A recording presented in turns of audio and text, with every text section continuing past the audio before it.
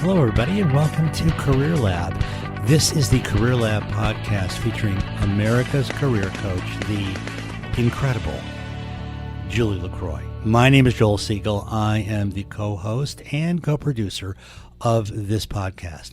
So in CareerLab, we try to help young, middle-aged, and otherwise Americans with career problems they're having. And we're very lucky in this process to have one of the finest career counselors in the country, Julie LaCroix, who is our expert for this podcast. Now, I have to make a disclaimer, Julie and I. Good morning, Julie. Good morning, Joel. We're colleagues, we're friends, we've known each other for many years, and we've worked together collaboratively in many business engagements. So we have a style that I hope you will all enjoy, and I hope will make the podcast move forward. Before we get started, what we're going to do during this podcast is we're going to interview people who have career problems, and Julie's going to help them by delineating what's going on and helping them solve those problems. Then Julie and I are going to have a little bit of kicking it around to see what really happened, and hopefully you enjoy that part of it too. So that's the structure of what we're going to do. Before we start, I think a lot of people who are probably coming into this podcast for the first time are thinking like, what's career coaching? What's career counseling? And do I really need it? And how does it help and all that? So Julie, could you give us a brief overview of what it is? Sure. Well, career coaching and career counseling are actually two different things. They're related. They're not entirely different, but they are... See, I learned something right off the bat. How about that? That's a first, Joel. I feel like I'm the student when I'm around you. I rarely learn new things.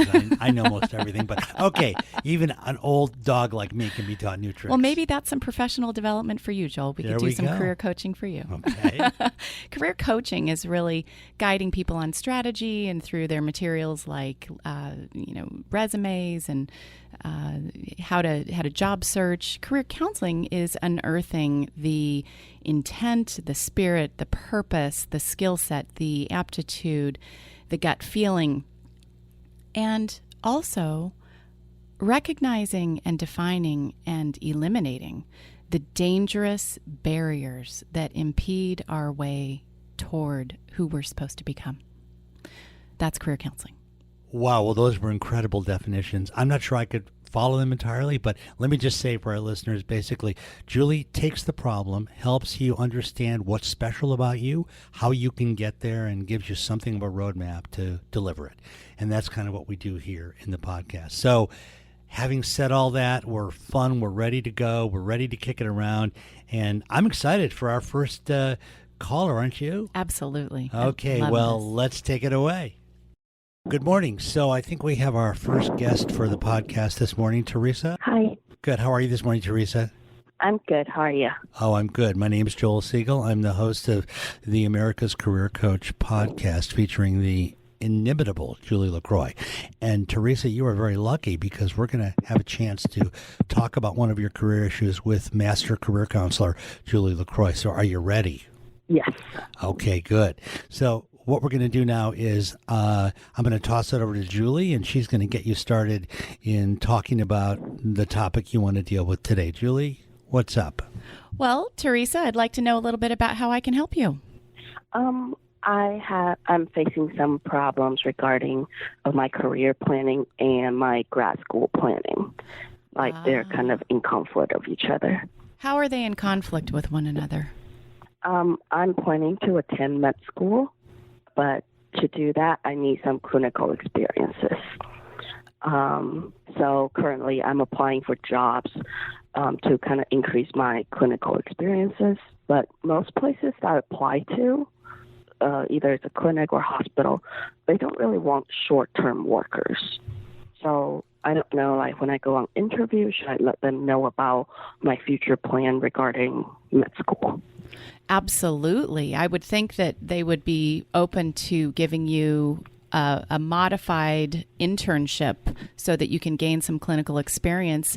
If you're striking out at a hospital, I'm sure you can get clinical experience in a smaller setting that's maybe a little more personal, where you can work under the guidance of a physician. I'm assuming this is for medical school? Yes. Okay. So do you have any relationships with physicians in the area or through your network? I don't.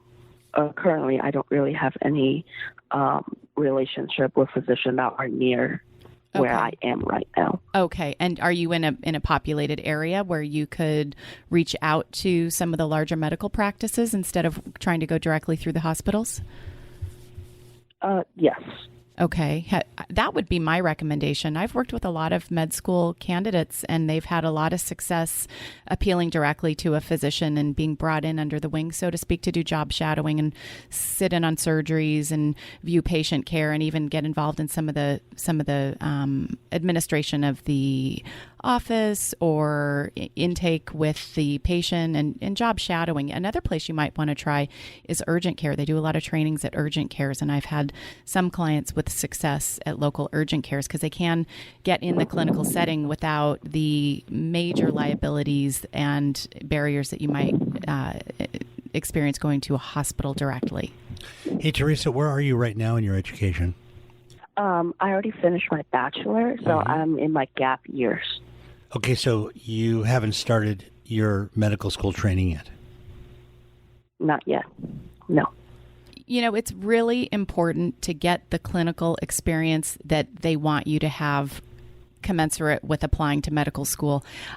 If I were you, I would make it a priority and even table applying to medical school for a year so that you can really focus on getting that clinical training. It will help you acquire the knowledge that you need and retain the knowledge that you need in medical school, and it will make you competitive with your peers. So I know that you're excited and want to move on in your education, and that's commendable. We need doctors. Thank you for stepping up to the plate there for our country. At the same time, do what you need to do to equip yourself with the qualifications that they're looking for.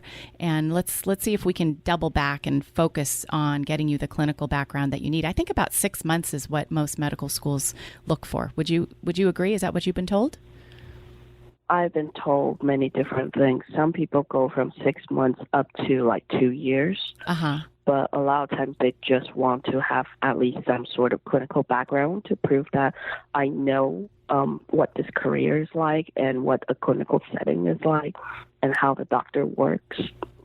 Okay, well, let me jump in here from the layman perspective, even though I'm not a layman, but I'm going to play the layman role here to help our listeners understand a little more about what's going on. So, Teresa, are you saying that you can't get into med school without a pre-medical school internship, a clinical experience type of situation? Having a clinical experience definitely helped me jump up in the candidate pool. It makes my application look a little bit better. Okay, and understood. How old are you, Teresa? I am 24. You're 24. And have you ever worked in a clinical setting or had a job shadow opportunity or an internship? I have a job shadow opportunity. I had some internship experiences, and that's it. But I never work in the clinical settings.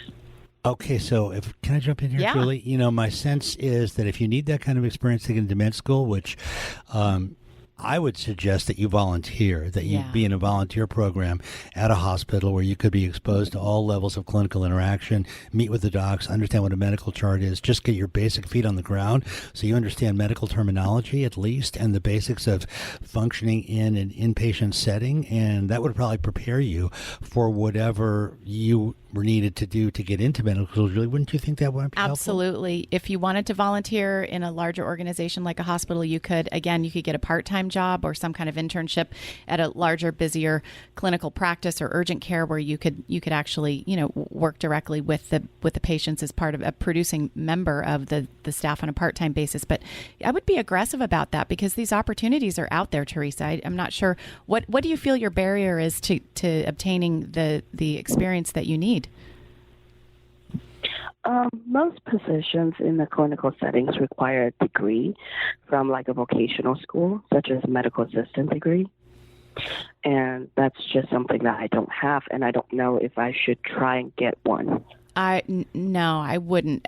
The first thing I would do is I would reach out to your local medical school admissions office, and I would talk this through with them to find out exactly what their requirements are, because they're probably universal or they're close to universal, meaning that if there are certain qualifications you must meet to get into that med school, chances are very strong that's close to all of the qualifications of all of the med schools.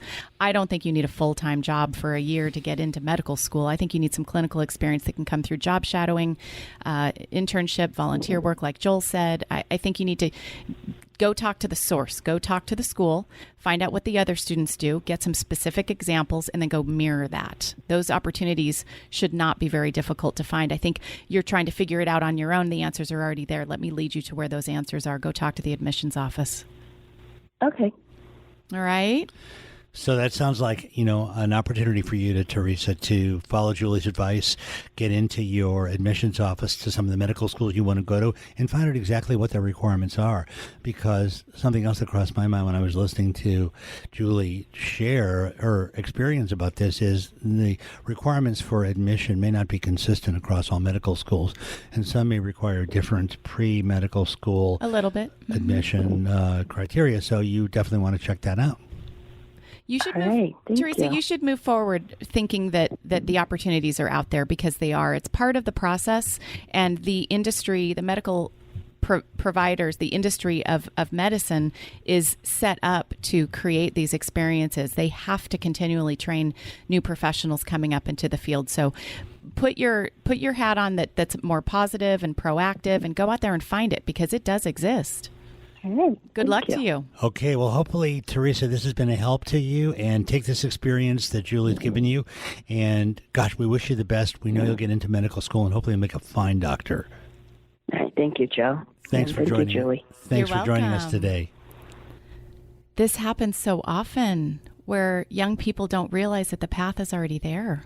Some things came to mind about Teresa when she was talking. What did you think of that caller and her situation? To be perfectly honest, Joel, Be perfectly honest, Julie, because we know you're the career coach with a difference.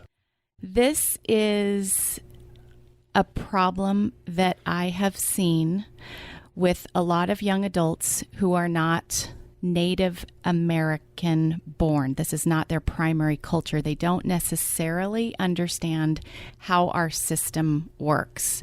And I thought I heard an accent. That doesn't mean that Teresa was not born and raised in the United States. She sounds like she's been educated here. But as far as career trajectory, what I found is that a lot of people who didn't grow up in the American economy, in the American economic structure, don't have a sense of how it works. It's confusing even if you did. But imagine not being born here. I have a feeling that the answer may seem easy to us, but it was unclear to her that the answers were already out there, and she just needed to be pointed in the right direction because she doesn't understand where the path is. It's not clearly laid out in the American economy. We're kind of a jumbled system. You kind of have to figure it out on your own. You can say that again. Yeah. I'm confused by the American economy sometimes. Oh, well, you're employed. You're fine. And yeah, I think you're right. I mean, I was surprised. I think there might have been cultural issues. I think at there play might have here. been some cultural issues. So that was my sense because but it's important for all of our listeners to recognize that there's a lesson here, no matter where you're from. If you're trying to move forward in the United States of America with your career, the structure is there. You just have to get in the channel. And if you're trying to get into grad school, start with the admissions office. If you start with the admissions office, you're going to get exactly the requirements that you need to hit. You're going to get all the answers to the test before you take the test. So she's going to go talk to the admissions office, and they're going to tell her exactly what she needs to do. And then all she has to do is create a list and go do it. So for all of the other listeners out there who are trying to get into medical school or grad school or master's degrees or whatever it is, go talk to your admissions office. The answers are right there, so that you don't have to recreate the wheel.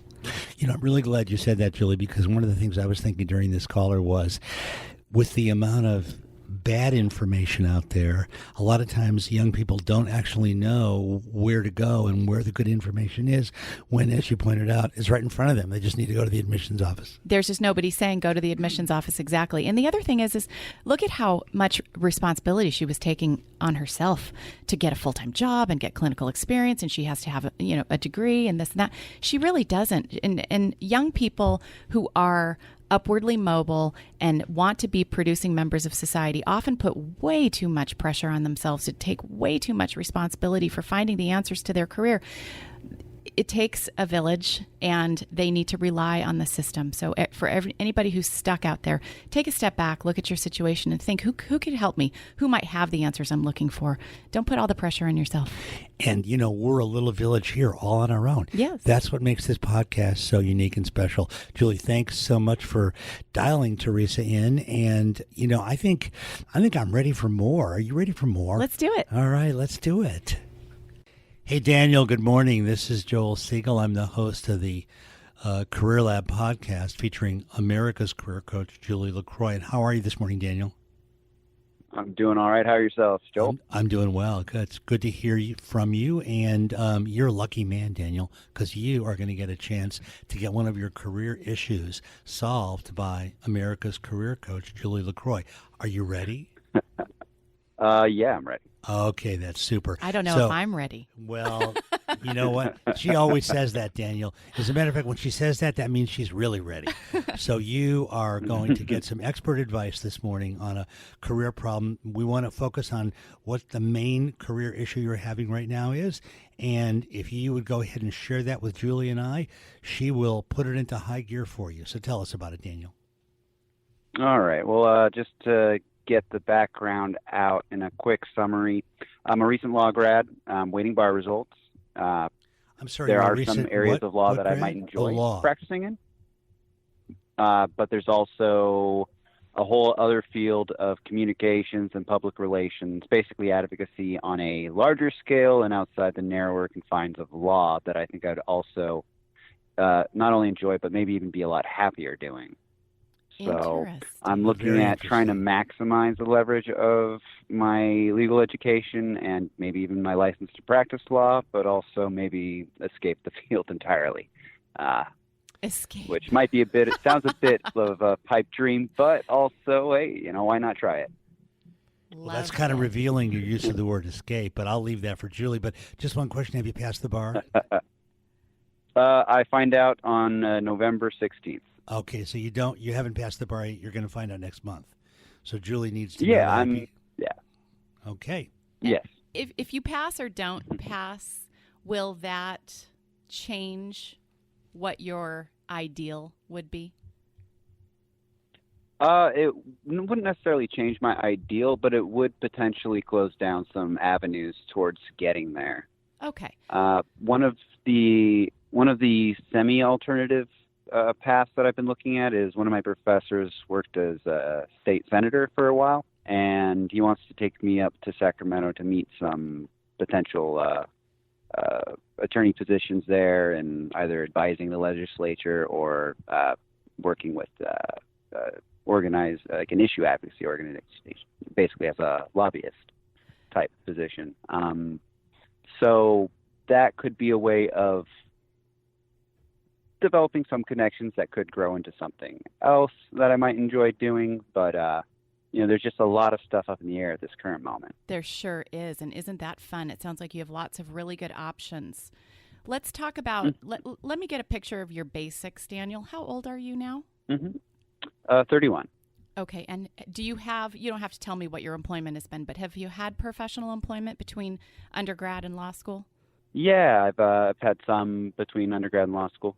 Has it been related to contracts and compliance and legal type of things? Just for a stint, I was working as a clerk for a small solo practitioner who did tort law type stuff. Okay, so your professional career has still been deferred. We're now starting your professional career. Correct. Got it. Okay, so these are your first career steps. Congratulations, and how exciting. And terrifying, yes. Yeah, it is for everybody. Everybody has to go through this difficult, scary window because it's so ambiguous. Mm-hmm.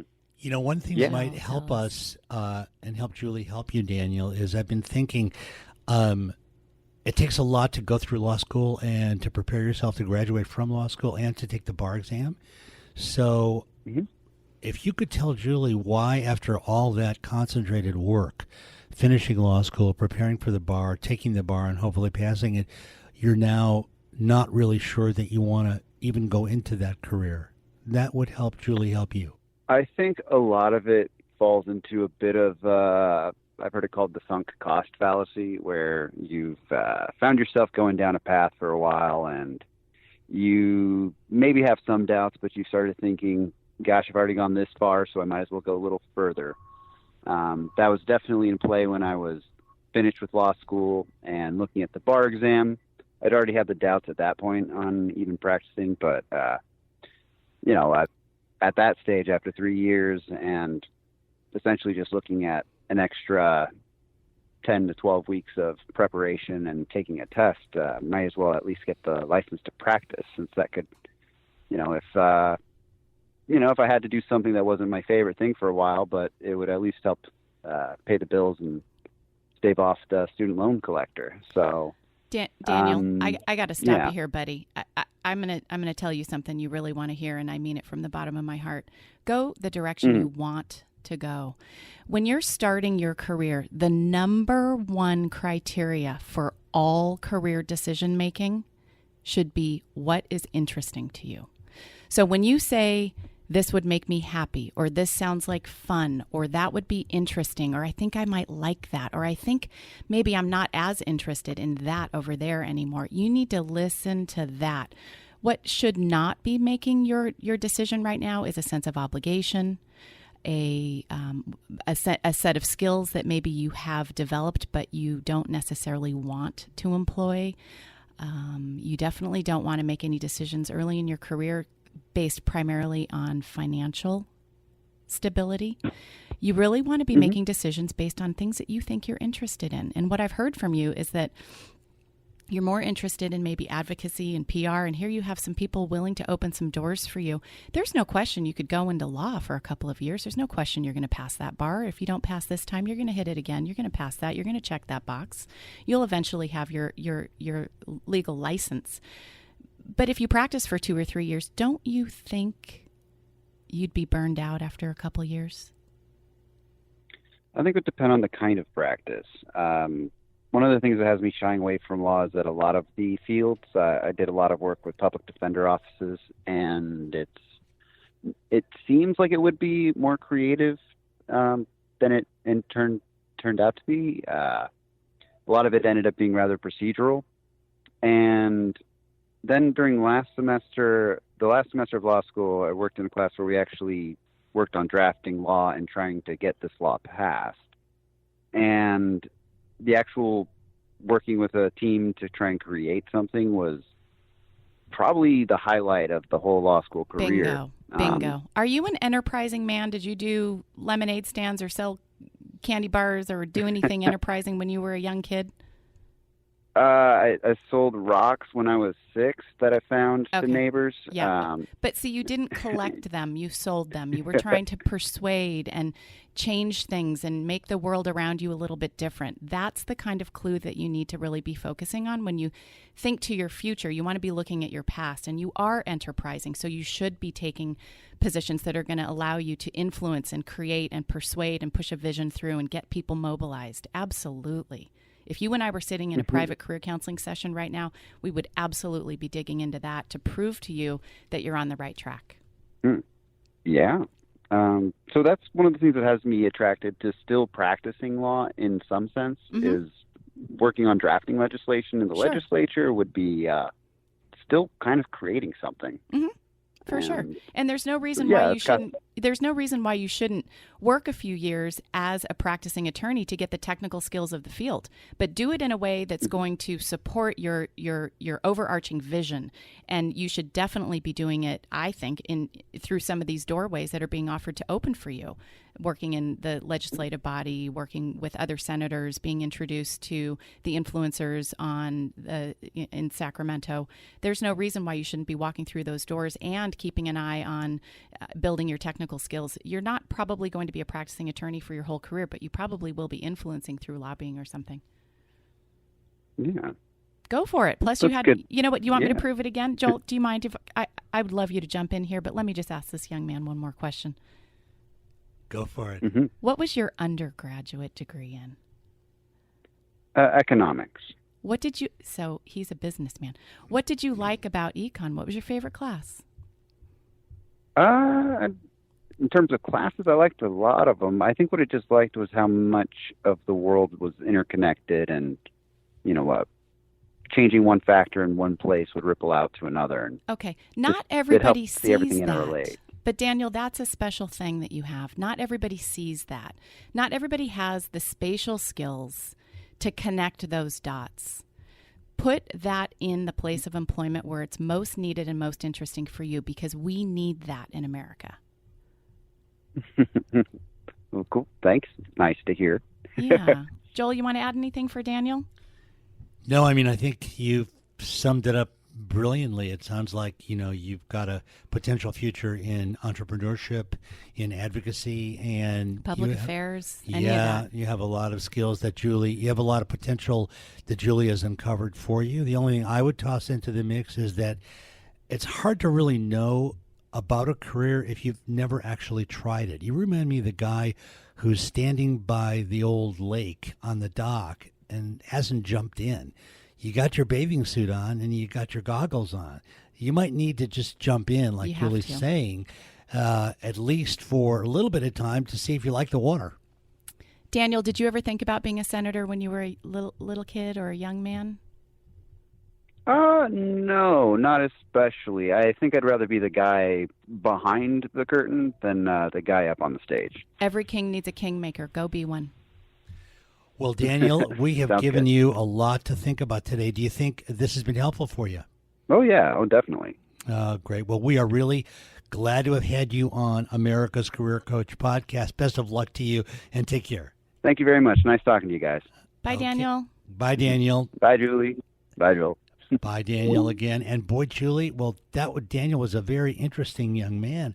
Fabulous, Colin. Yeah. What do you think was going on there that we might want to kick around for a minute before we move on to our next? Oh, he's so smart and he's so logical and he's trying to pull all these pieces together just like he did in his econ major, that he's not stepping back and looking at the human clues that are sitting right inside of his gut.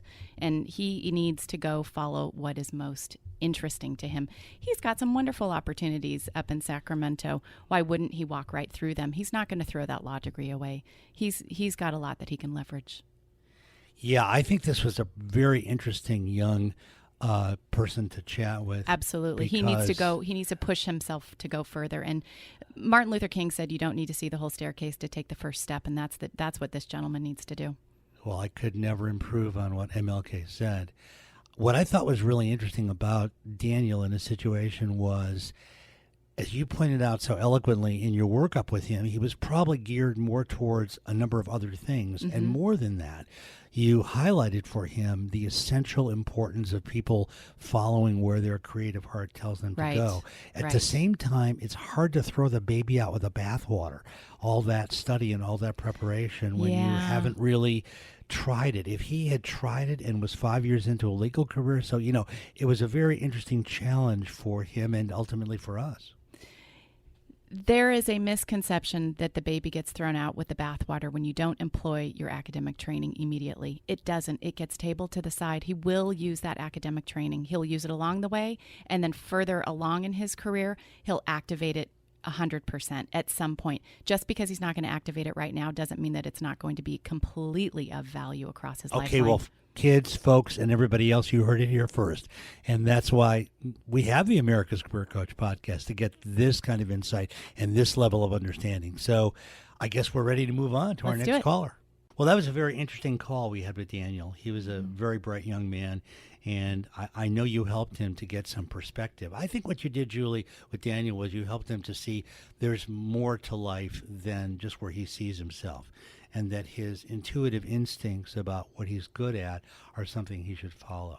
Absolutely. He's been in work mode. He's been very productive, and he deserves a lot of credit for that. But at the same time, we need him to pay attention to, like you said, those instincts. But following your dream isn't always easy, and I think, having a dream is hard. Yeah, being able to identify it. Well, I've always been a dreamer, so I guess I can't relate to that, but I understand what you're saying.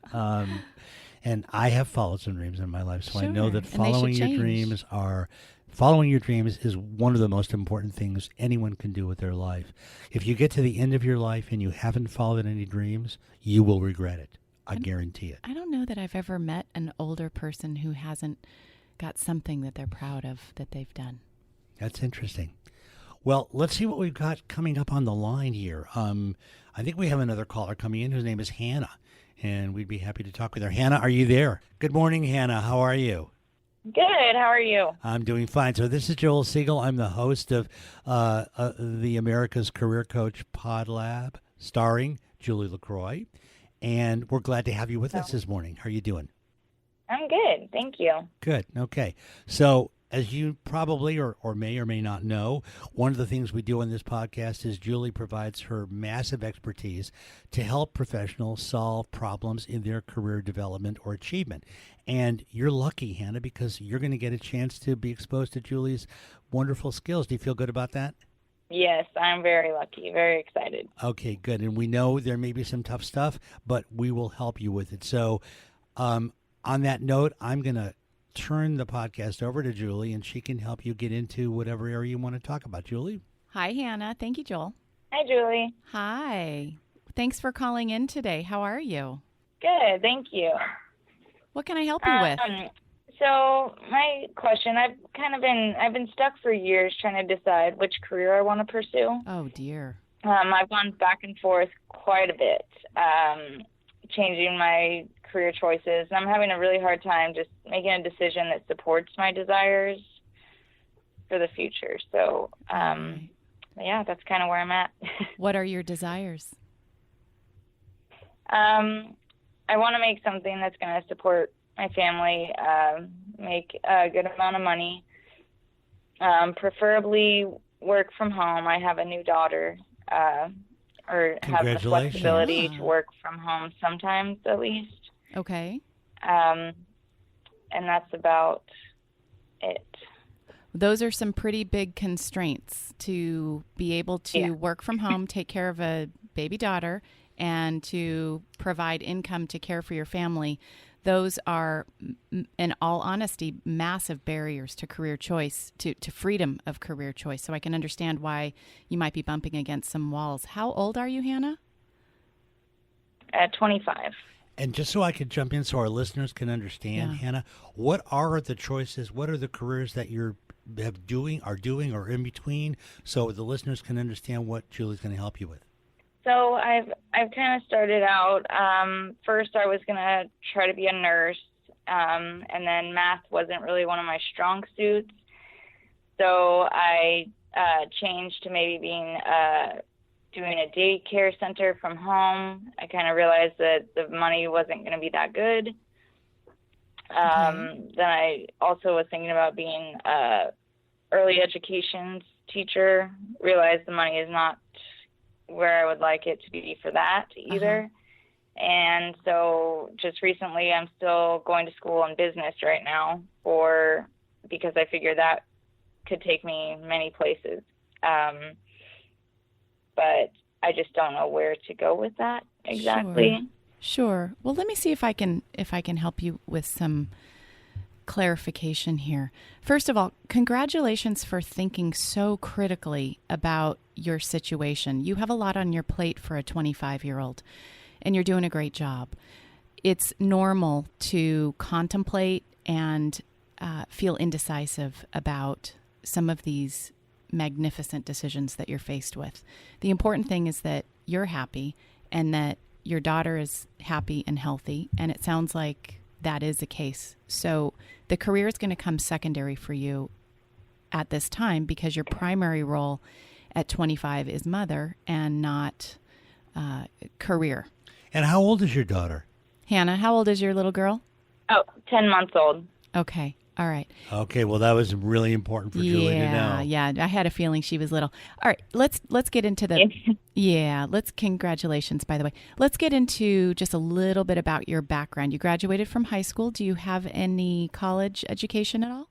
I almost have my associates in science. I'm about 3 credits from having my associates. Wonderful. Okay, and why did you pick science? I think because the alternative was foreign, having 2 years of foreign language, or that's what I was described anyways. Okay. So I chose the Associates of Science. So that's what fit, because I took a lot of, changed my career path a lot of times. So I was taking classes that didn't fit into the associate's degree, so they kind of lumped it what all my classes would fit into. Oh, okay. So you're getting a general education associate's. Yes. Oh, okay. I thought you meant an associate's in science. You're getting an AS degree, like a general ed. Okay. Yeah. All right. So I understand. And do you eventually plan on obtaining a 4-year degree? Is that part of your future plan? Yeah. Okay. I would love to, and that's what I'm looking at schools, but I can't look at schools yet until I figure out what. That's okay. Let's get the direction in place. If you could do it all over again and you had no barriers in front of you, what major would you pick? Assuming it would lead to a high-paying job, what would it be? You love what? Psychology. Okay. And did you have daydreams of working in the field of psychology? No, it really intrigues me, just the way the brain works, and it's just really interesting for me, and I don't think it's something that would get old to me or anything. Okay, and so is it interesting to you the way the brain itself works as an organism, or is it interesting to you how people behave as a result of brain behavior?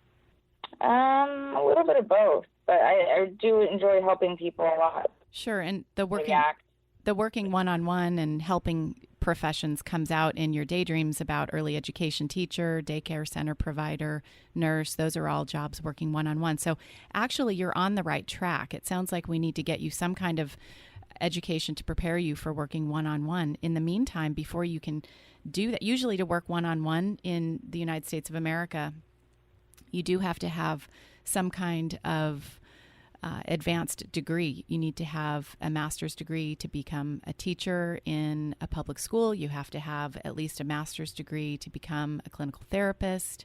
You have to have some kind of master's training, which is appropriate because we can't just send everybody out there to start helping others one-on-one. But let me just ask you a basic question before we dive into that. Do you think that working one-on-one with people is a setting for you? Yeah. I know I would like that, and I like something that changes every day. I get really bored easy. I want something that is different every day. So. Understood. And we see that in your flexibility of choices for sure.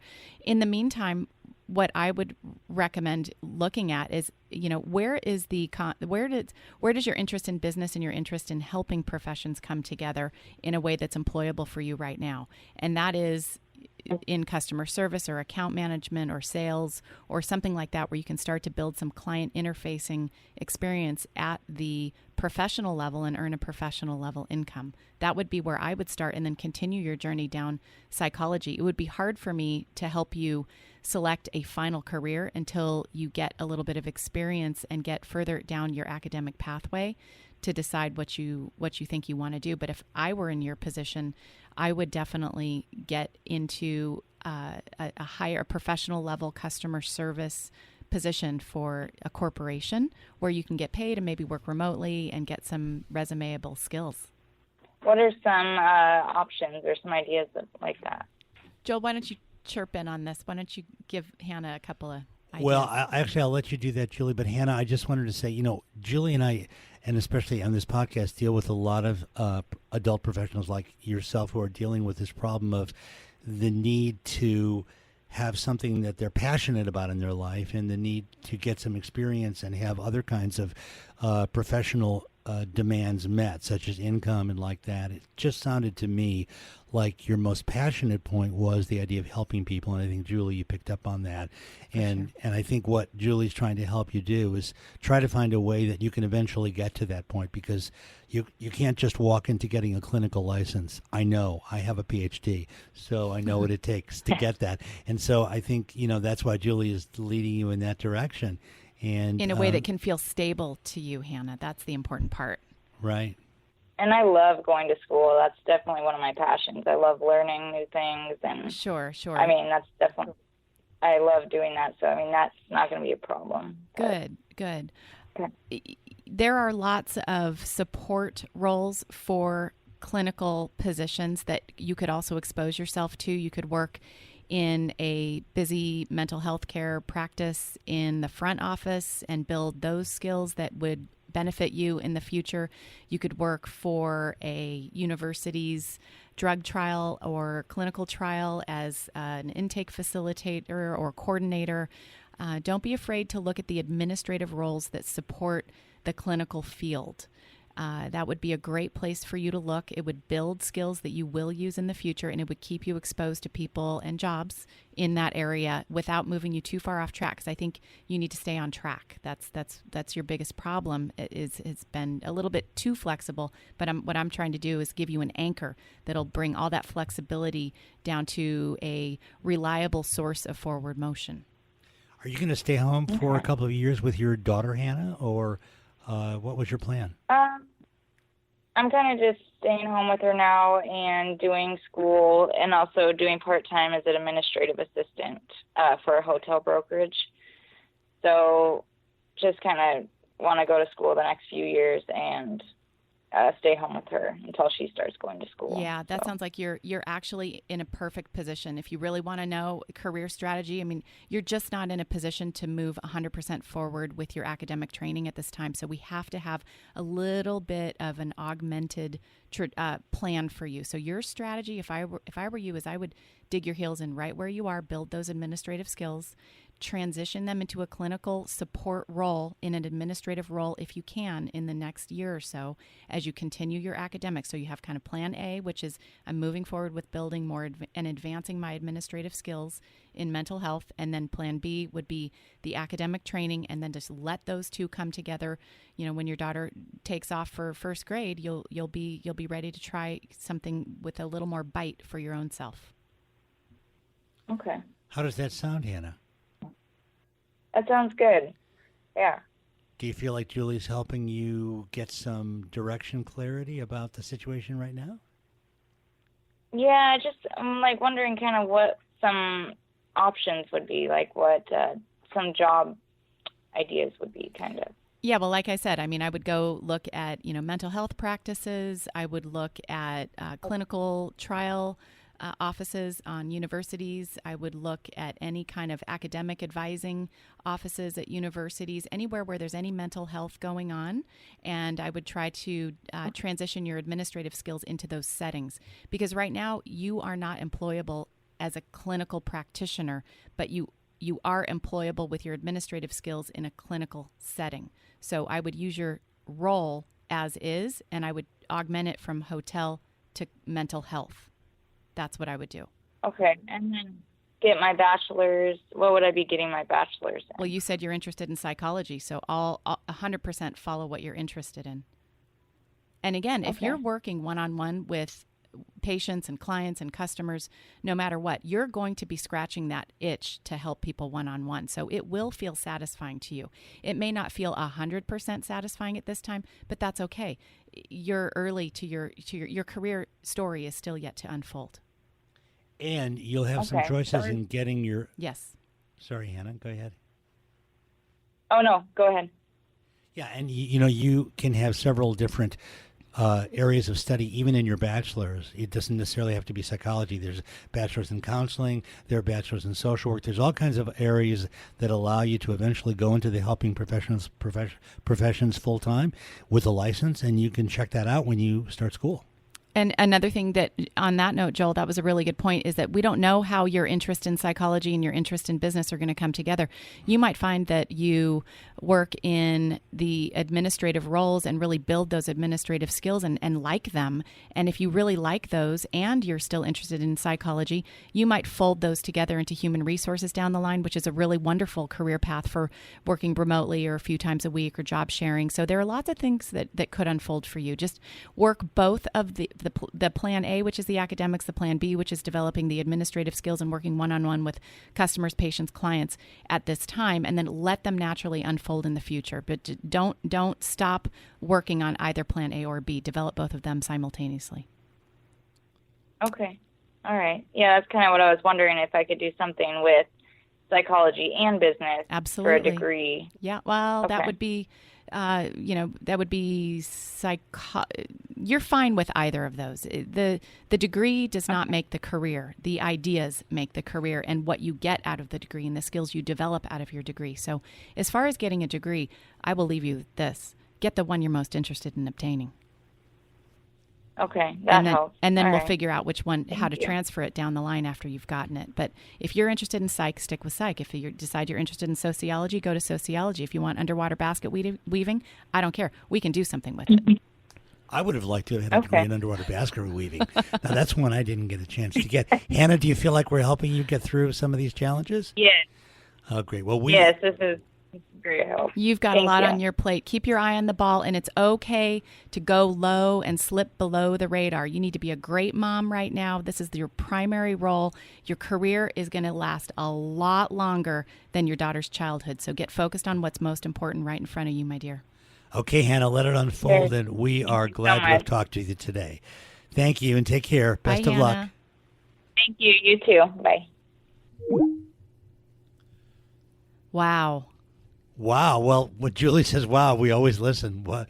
Tell us what you're thinking, Julie. So career feels like a job to everybody, but it's not. It is two very hard to measure things. It is one, a series of decisions over the lifetime. So you have to be a good decision maker, which she is not. And two, it is a commingling and prioritization of life roles across the lifespan. Her roles are kittywampus right now. Society is telling her to move forward, get her degree, figure out her career, but her primary role is a mom, and it's created a clog in her drain, Joel. Kittywampus? Kittywampus. Okay. I'm aging myself. I think you're totally right, and I was really glad you highlighted that for her. I mean, I think, I know you work with a lot of clients for whom ambivalence is a big factor. For sure. And I think you were able to help her see what was the top priority, obviously her motherhood, and then what might be coming down the road. Yeah. And, a lot of times I know you work with adults who do a lot of forecasting. They get so far in the future, they have no idea where they really are. And it takes somebody like you to bring them back to the present. That's why we're doing this podcast. Okay, well, that was fun. That was very fun.